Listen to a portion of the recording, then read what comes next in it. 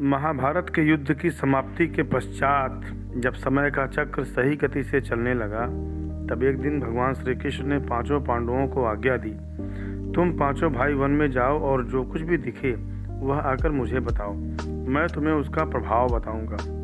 पांचों भाई वन में गए। युधिष्ठिर महाराज ने देखा कि किसी हाथी की 2 सूंड हैं। यह देखकर उनके आश्चर्य का पार न रहा। अर्जुन दूसरी दिशा में गए। वहां उन्होंने देखा कि कोई पक्षी है, उसके पंखों पर वेद की ऋचाएं लिखी हुई हैं, पर वह पक्षी मुर्गे का मांस खा रहा है। यह भी किसी आश्चर्य से कम नहीं था। भीम ने तीसरा आश्चर्य देखा कि गाय ने बछड़े को जन्म दिया है और बछड़े को इतना चाट रही है कि बछड़ा लहूलुहान हो जाता है। सहदेव ने चौथा आश्चर्य देखा कि 6-7 कुएं हैं और आसपास के कुओं में पानी है, किंतु बीच का कुआं खाली है। बीच का कुआं गहरा है, फिर भी पानी नहीं है। पांचवें भाई नकुल ने भी एक अद्भुत आश्चर्य देखा कि एक पहाड़ के ऊपर से एक बड़ी शिला लुढ़कती लुढ़कती आई और कितने ही वृक्षों से टकराई, पर उन वृक्षों के तने उसे रोक न सके। कितने ही अन्य शिलाओं के साथ टकराई, पर वह रुक न सकी। अंत में एक अत्यंत छोटे पौधे का स्पर्श होते ही वह स्थिर हो गई। ये सभी अजूबे देखकर पांचों भाइयों के आश्चर्य का कोई पार न रहा। शाम को वे सभी श्री कृष्ण के पास गए और अपने अपने अलग अलग दृश्यों का वर्णन किया। युधिष्ठिर कहते हैं, मैंने 2 सूंड वाला हाथी देखा तो मेरे आश्चर्य का कोई पार न रहा। तब श्री कृष्ण कहते हैं, कलयुग में ऐसे लोगों का राज्य होगा जो दोनों ओर से शोषण करेंगे, बोलेंगे कुछ और करेंगे कुछ। ऐसे लोगों का राज्य होगा, इसलिए तुम पहले राज्य कर लो। अर्जुन ने आश्चर्य से देखा कि पक्षी के पंखों पर वेद की ऋचाएं लिखी हुई हैं और पक्षी मुर्दे का मांस खा रहा है। इस पर श्री कृष्ण बोले कि कलयुग में भी इसी तरह के लोग रहेंगे जो बड़े बड़े पंडित और विद्वान कहलाएंगे, किंतु वे यही देखते रहेंगे कि कौन सा मनुष्य मरे और हमारे नाम पर संपत्ति कर जाए। संस्था के व्यक्ति विचारेंगे कि कौन सा मनुष्य मरे और संस्था हमारे नाम से हो जाए। यह जाति धर्म के प्रमुख पद पर बैठे विचार करेंगे कि कब किसका श्राद्ध है।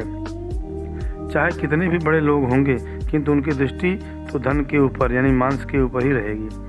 परम धन परम मन हरण को वैसे बड़ी चतुर थी। ऐसे लोगों की बहुतायत होगी, कोई विरला ही संत पुरुष होगा।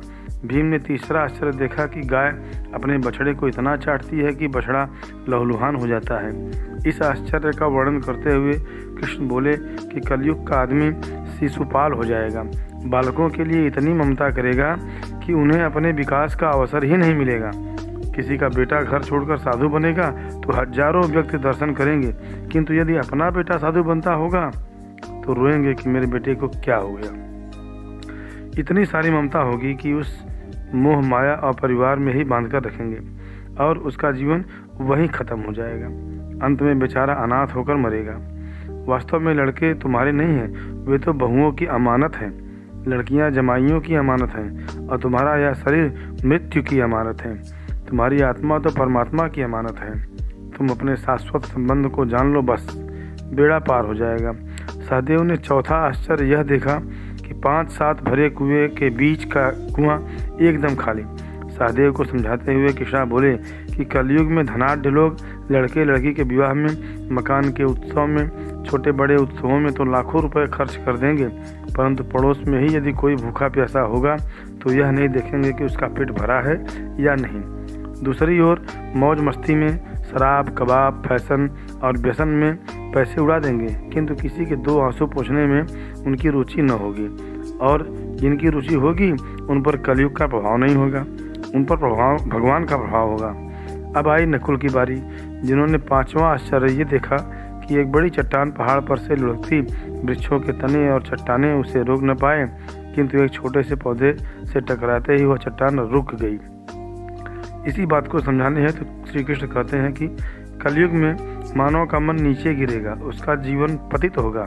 वह पतित जीवन धन की शिलाओं से नहीं रुकेगा, न ही सत्ता के वृक्षों से रुकेगा, किंतु हरिनाम के एक छोटे से पौधे से, हरि कीर्तन के एक छोटे से पौधे से मनुष्य के जीवन का पतत होना रुक जाएगा। भले ही ये आश्चर्य पांडवों ने उस काल में देखे हों, पर कलयुग में वही आश्चर्य अपनी सत्यता को प्रमाणित करते हैं।